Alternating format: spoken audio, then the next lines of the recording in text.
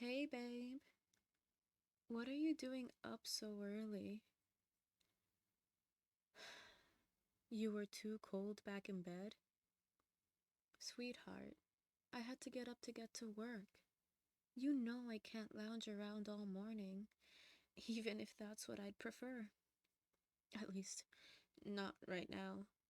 Or consistently. Yeah, it does kind of suck that I'm a morning person, but you're a night owl. But we're gonna make it work, right? You missed me? Sweetheart, we live in the same house. We go to the same school. We do almost everything together.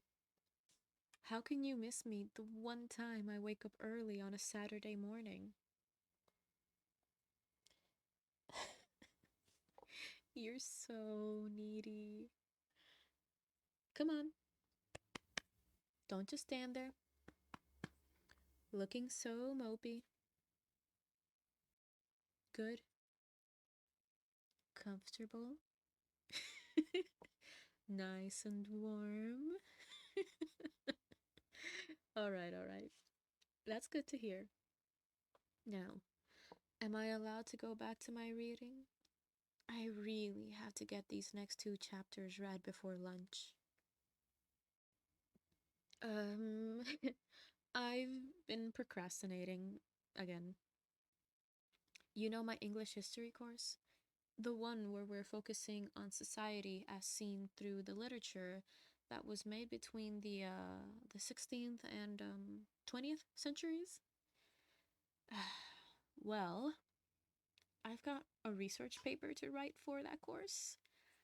Double spaced, minimum of 10 pages, 15 sources, and of those 15 sources, there can't be more internet or web based sources than good old physically published ones.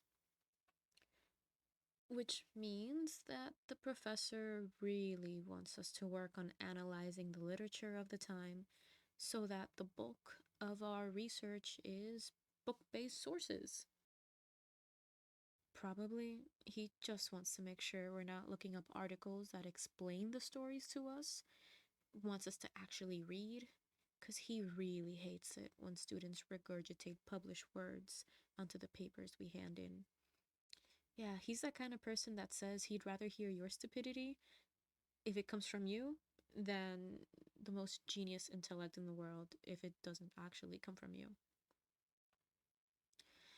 It's tedious, sweetheart, to be honest, and kind of annoying. I understand where he comes from, don't get me wrong.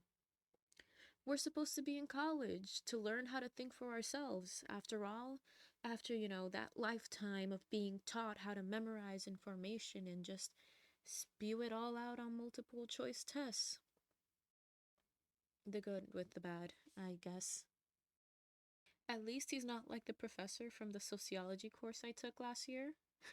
Remember her? She would just info dump in class every single day, talk about how great her life was and how adventurous and free thinking she had always been, how she had never needed to be told to march to the beat of her own drum. And then her tests were brutal. They never made any sense. I still have no idea how I managed to pass with a B. Aw, come on. There's no need to dig at my hair. You know you love my bubblegum pink tresses. No, but seriously, they probably did help me stand out a bit in that class. She didn't know my name, though. She didn't pass attendance once during the whole semester. Okay, last check in. Are you good? Are you comfy? I really do need to go back to reading, and I really can't be too interrupted. Hmm. Yeah, I think that's for the best. I was trying out the complete silence method, but I don't really think that it's working.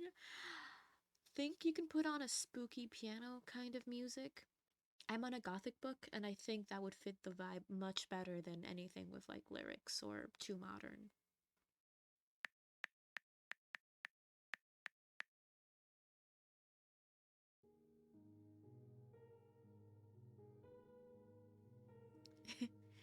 Yeah, yeah, that's perfect. Now, settle in, rest your head on my shoulder, and fall asleep while I read, okay?